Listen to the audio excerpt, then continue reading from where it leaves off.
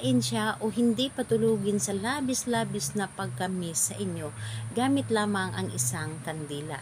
Hello mga guys, kumusta kayo? Panibagong araw, panibagong video na naman tayo, and sa araw na ito ay isa na namang video ang aking ituturo sa inyo na simpleng gabay o simpleng pamamaraan na makakatulong sa atin. At bago ang lahat, gusto ko lang mag-disclaimer sa mga taong hindi naniniwala at hindi gusto ang mga kagaya nitong video. Please skip this video and maghanap kayo ng videos na gustong gusto nyo, dahil ang video na ito ay para lamang ito sa mga taong naniniwala and gusto mag-try. Sa lahat po ng mga nagko-comment dito sa aking video dito sa loob ng aking channel, mag-ingat sa lahat ng mga nagre-reply sa inyo na dinadala ko sa kanilang WhatsApp and imo po upang makaiwas po tayo sa scam. Ngayon po ituturo ko sa inyo kung paano siya mababalisa, hindi makakatulog sa sobrang pagkamis sa inyo gamit lamang ang isang kandila. So, dito po ay pwede mo itong gawin sa parehas ang kasarian, babae to babae, and lalaki to lalaki. And syempre nun sa ating babae at lalaki na mag-partner. And pwede mo itong gawin kahit na kayo ay magkalapit o magka-LDR sa isa't isa. Mas maganda ito sa magka-LDR. So, ayun po.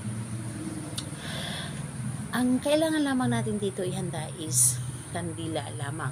So, kahit anong klaseng kandila, basta ito ay kandila, pwedeng gamit na, pwedeng bago, basta ito ay kandila. So, ngayon po, kapag ready na yung kandila is isunod mo i-ready ang inyong sarili. Isunod mo i-ready ang inyong sarili, i-claim mo sa iyong sarili na ito ay gustong-gusto mong gawin. Ito ay para sa inyo and gusto niyo na hindi makatulog o hindi mapakali yung partner ninyo sa kakaisip sa inyo, sa kakamiss sa inyo. Ito ay i-claim po ninyo sa inyong sarili. So, ngayon po kapag ready ka na, pwede mo na itong umpisahan. So, ang gagawin mo, sindihan mo lamang ang kandilang ito at titigan mo lamang ang apoy ng kandila. Titigan mo, kumbaga, kunin mo yung energy ng kandila. Kunin mo ang energy ng kandila dahil ang kandila isa ito sa mga nakakatulong sa ating mga ginagawa o isa ito sa ating mga tumutulong kapag tayo ay gumagawa ng isang ritual, dahil ang kandila ay talagang hinihigop niya lahat ng energy at tinutulungan ka. Binibigyan ka niya ng energy. And ayun po, titigan mo lamang ang kandila at isipin mo ng isipin yung taong mahal po ninyo. Yung taong target po ninyo. And ibubulong po ninyo sa apoy ng kandila habang tinitigan po ninyo yung pangalan at apelyido ng inyong target, at sabihin mo dito kahit sa isip na lamang na mababaliw ka, mababalisa, hindi makakatulog sa sobrang pagkamis sa akin. Gustong gusto mo na makasama ako, gustong gusto mo na mayakap ako, makita ako, makausap ako.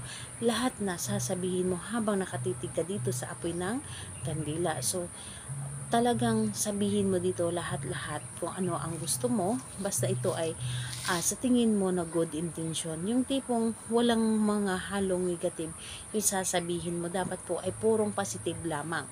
So, sabihin mo dito lahat-lahat ang gusto mo.